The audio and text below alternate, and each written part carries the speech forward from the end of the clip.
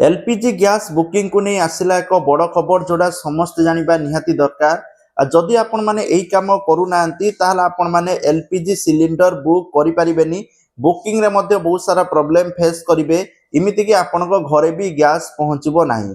तो कौन रही गुरुत्वपूर्ण खबर वीडियो रे कहबी, ता पूर्व चैनल को सब्सक्राइब करी पाखर थिबा ऑल बेल आइकन को दबाई दियंतु लेटेस्ट अपडेट पाई।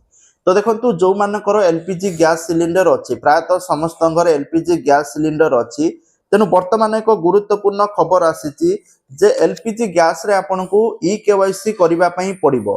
एटा समस्त पई नुहे, जो माने केवाईसी करि नांती बा बहुत दिन अब ई केवाईसी करि नांती, जो मानकर गैस बुकिंग प्रॉब्लम देखौची, गैस पहुंची पारुनी, तो सेई माने को परामर्श दिया जायछि ई केवाईसी करिवे। ए ई केवाईसी जदि न करिवे ताहाले आपन को गैस तो मिलिबोनी, ता सहित जो सब्सिडी मिले, जो मानकर सब्सिडी मिलुथला, तो सेमान को सब्सिडी मध्य मिलिबोनी। तेणु सब्सिडी मिलवा पई ई केवाईसी निहाती जरूरी। आ ई केवाईसी किपरि करिवे, विभिन्न प्रोसेस अछि, आपण माने जे कोनोसी प्रोसेस फॉलो करिकि करि परिबे।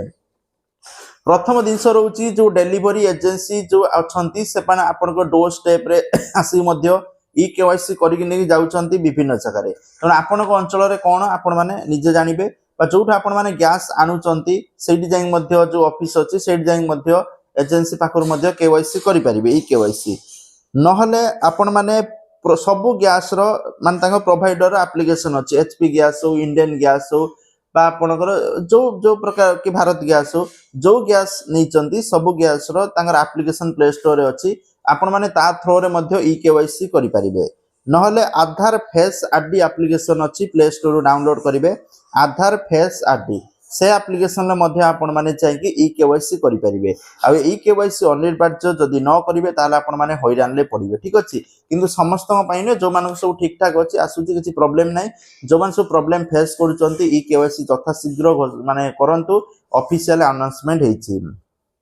ता सहित एलपीजी गैस सिलिंडर रे बड़ खबर देखंतु, पूर्व एलपीजी गैस जतले बुक करथुले आपन को ओटीपी आसतो, किंतु ओटीपी न देले चलुथला। वर्तमान ओटीपी आसीबो, आपन माने ओटीपी देले जांकी गैस डिलीवरी हबो।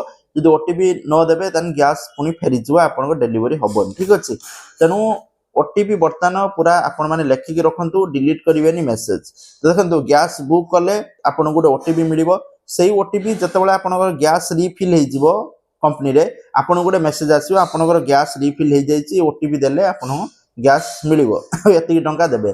तो जो डेट रे मेसेज आसीबो ता गोटे रु 2 दिन छाड़ी के, बा गोटे दिन ता पर दिन हो कि 2 दिन भितरे आपण माने को गैस डिलीवरी हे जिबा आपण को घरे।